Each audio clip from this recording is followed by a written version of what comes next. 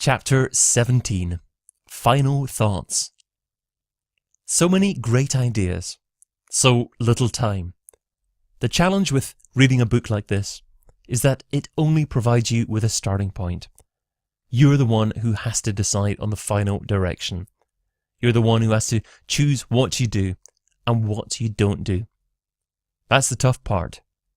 But now you need to decide. Did you know that the word decide literally means to cut off from? What you have just read is specific ideas for your marketing activities for 2017 from some of the world's leading digital marketing authorities. As Rand Fishkin, a previous digital marketing radio guest, said in his September 2013 blog post on moz.com, a T-shaped marketer is the kind of marketer that you should consider trying to be. And that still seems to make sense in 2017. As Rand said, T-shaped basically refers to having a light level of knowledge in a broad array of skills, and deep knowledge ability in a single one or a few. What Rand and a few marketers before him were suggesting is that as marketers, we should be broadly aware of the basics of many different types of marketing activities and have an in-depth knowledge of one area. Bearing this in mind, I think that this book has given you the opportunity to be aware of the broad section of marketing opportunities for 2017, helping you manage areas that you're not an expert in. Hopefully, even though you're not particularly technically capable, you've managed to read through this whole book, including chapters 2 and 3. I was a little bit wary of sharing such technical tips with you, but the reality is, if you're serious about digital marketing, becoming a great T-shaped marketer means that you need to try to understand the basics of everything that supports whatever you focus on a day-to-day basis. And it's great to challenge yourself. I'm sure you're well aware that digital marketing is constantly evolving, and that means constantly keeping up with things. So which of the tips resonated with you the most?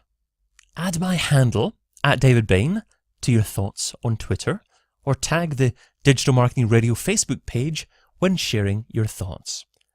It would be wonderful to hear what struck a chord with you. For me, what Mark Asquith had to say hit the nail on the head. Mark said, everyone talks about content marketing, but clients generally only do the content bit. Personally, I love the content creation process, especially podcasting. We tend to think that if our content is good enough, it will get shared naturally, and we needn't concern ourselves with the content promotion side of things. That's just not true. You have to promote your content to give it the best possible chance to be discovered. This is what Amy Schmitter had to say. She publishes on YouTube, yet she spends a great deal of time on Facebook Live telling her audience on Facebook about her YouTube content.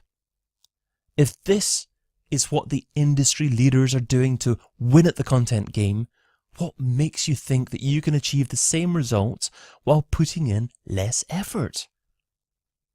Something else that I loved hearing and completely concur with is the focus on understanding people more. With a chapter called Think Human and another one called Real People Skills, there wasn't any shortage of advice on really getting to know who your customers are and not hiding behind technology.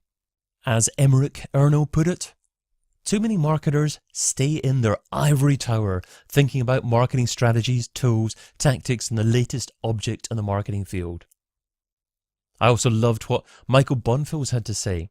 Focus on behavior and psychology in order to classify your personas for better content-based attribution channels.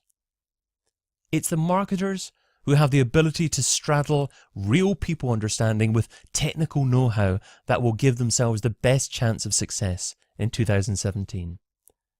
Digital marketing in 2017 is about understanding and applying real business skills. It stopped being about trickery and beating the system a long time ago. Something else that really struck a chord for me was Shelley Walsh's research showing that some people saw 3 times the response rate by combining direct mail with email campaigns. Shelley's closing advice was to expand your focus and consider integrating a print experience in your digital campaigns. That's exactly what I'm trying to do with this book. I would imagine that I'll get more podcast listeners as a result of people reading this book and vice versa. And having a physical book can certainly provide that additional layer of authority.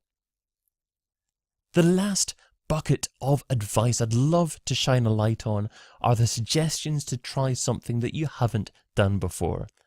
And that's probably highlighted best by Aleda Solis, who shared that she's planning on creating her own messenger bot in 2017. As Aleda explained, my tip is about expanding and diversifying your current online marketing actions to include new platforms every year. Purna Virji shared her opinions about chatbots. Purna explained, I think in 2017 we're going to see an increase in the number of conversational interfaces. Every year there seems to be a new communications opportunity that launches or becomes mainstream. The question is, which opportunities are right for your business? The correct strategy seems to be to optimize what you already have, but leave a small amount of time and budget to explore the new arrivals. Just make sure that you're testing platforms that are likely to include your target audience and you're communicating on their terms. But remember chapter 16, focus. Keep on doing what's right for you and your business. At the beginning of the book, I talked about how it might have been possible to treat digital marketing as a single entity 10 years ago. Nowadays, you just cannot be everywhere. And if you try, it's a recipe for diminishing the quality of what you do and taking your eye off your core audience. If you haven't done so already, remember to sign up for the bonuses that come with this book. Several of the experts involved have been kind enough to provide all readers with valuable extras such as several months free access to their marketing software. Check out and sign up for all the free bonuses at digitalmarketingradio.com/book. And while you're on the digitalmarketingradio.com website, make sure you subscribe to the podcast. I'm going to be interviewing more experts soon. Just click on one of the subscription links on the site and new episodes will automatically download to your mobile device whenever they become available. I really hope that we can make this a regular occurrence. It would be fab if you could join us for digital marketing in 2018, 2019, 2020.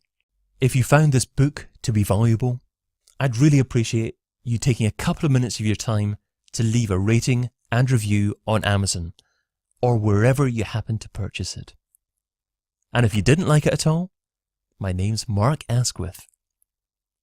As I say at the end of each episode of the Digital Marketing Radio podcast, until we meet again, be fantabulous and do one thing that scares you. Adios. You can get your copy of Digital Marketing in 2017, the book, over at digitalmarketingin2017.com. Just scroll down, click on the orange order button, and you can choose from ordering the paperback or the Kindle edition on either Amazon.com or Amazon.co.uk. Then, when you've ordered, come back to digitalmarketingin2017.com to claim your bonuses.